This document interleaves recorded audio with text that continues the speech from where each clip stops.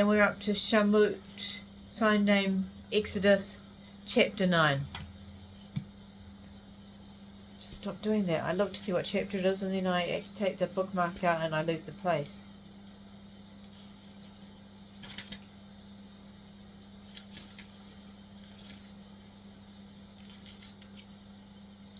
Sorry guys, I'm almost there.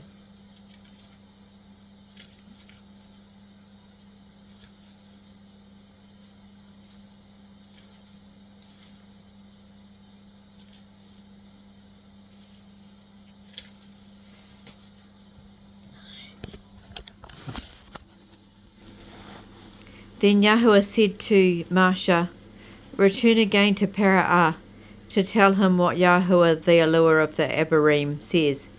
Tell him, I said, let my people go so that they may serve me.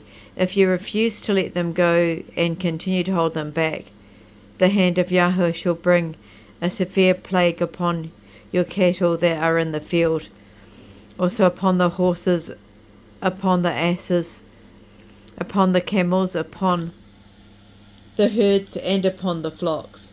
However, Yahuwah shall make a distinction between the cattle of Yisrael and the cattle of Matzah. Nothing shall die that belongs to the children of Yisrael." Yahuwah set a time, saying, "Tomorrow Yahuwah shall do this thing in the land." The next day Yahuwah did what he said. All the cattle of Matzah died, but none of the cattle of the children of Yisrael died, not even one. Para'ah investigated and found there was not even one of the cattle of the Yisraelim dead. Yet the heart of Para'ah was stubborn, and he did not let the people go.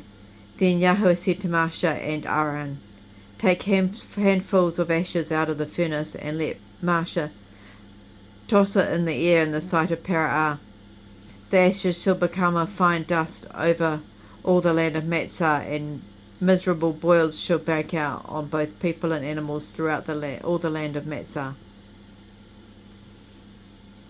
So they took ashes from the furnace, and they stood before Para'ah. Marsha then tossed the ashes into the air. Miserable boils broke out on all the people and the animals. The magicians could not stand before Marsha because of the boils that were on them and on all the Matzarim. But Yahuwah hardened the heart of Para'ah even more, and he would not listen to them, as Yahuwah had told Marsha he would do. Then Yahuwah said to Marsha, "Get up early in the morning and confront Para'ah and say to him, this is what Yahuwah says, the Allure of the Abiram says, let my people go so that they may serve me." Sorry, next page. Just be a moment. I'll be as quick as I can.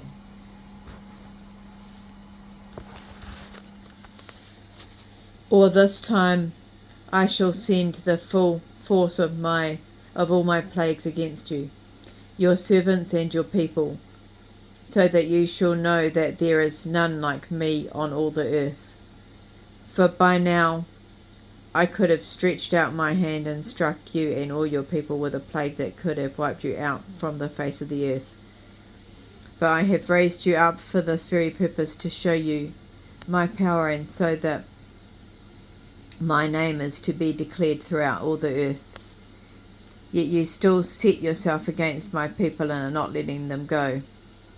Therefore this time tomorrow I shall send the worst hailstorm that has ever been in Matzah since the day it was founded until now. Give an order now to bring in your livestock and everything you have in the field to a place of shelter, because the hail shall come down on every person and animal that is found in the field. Those in the field shall not come home, and they shall die. Those who fed the word of Yahuwah among the servants of Para'ah made their servants and their livestock come inside. However, those who ignored the word of Yahuwah left their servants and their livestock out in the field. Then Yahuwah said to Marsha, stretch out your hand toward heaven, so that hail shall fall all over the land of Matzah. It shall fall on people and animals, and it shall fall on everything growing in the field throughout all the land of Matzah. Marsha stretched out his staff toward heaven, and Yahuwah sent thunder and hail, and lightning flashed down to the ground. So Yahuwah rained hail upon all the land of Matzah. There was hail and lightning flashed with the hail. It was the worst storm ever in all the land of Matzah since it became a nation. The hail struck everything throughout all the land of Matzah that was in the field, both people and animals. The hail beat down every living thing that was in the field and broke every tree in the field. The only place where there was no hail was in the land of Goshen, where the children of Israel were.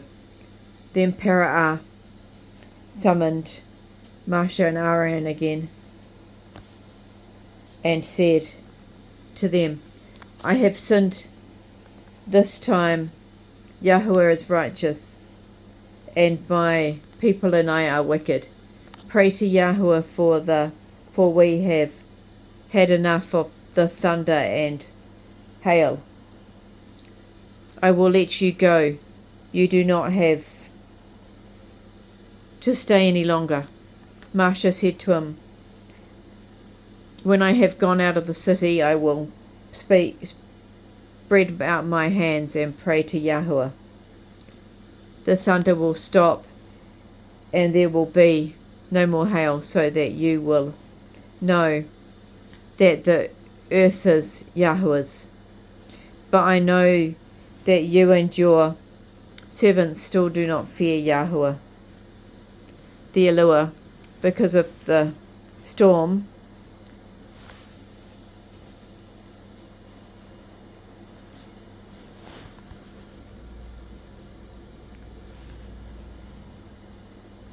the flax and the barley were destroyed,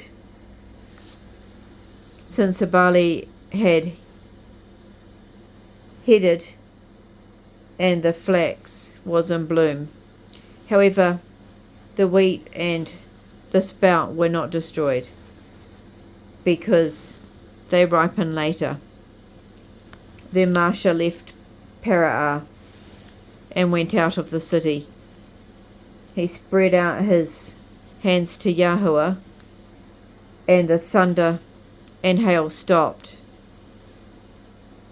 and the rain stopped pouring down upon the land. When Parah saw that the rain, hail and thunder had stopped, he sinned yet again and hardened his heart, so both he and his servants. So the heart of Parah was hardened, and he would not let the children of Israel go, just as Yahuwah had told Marsha he would do.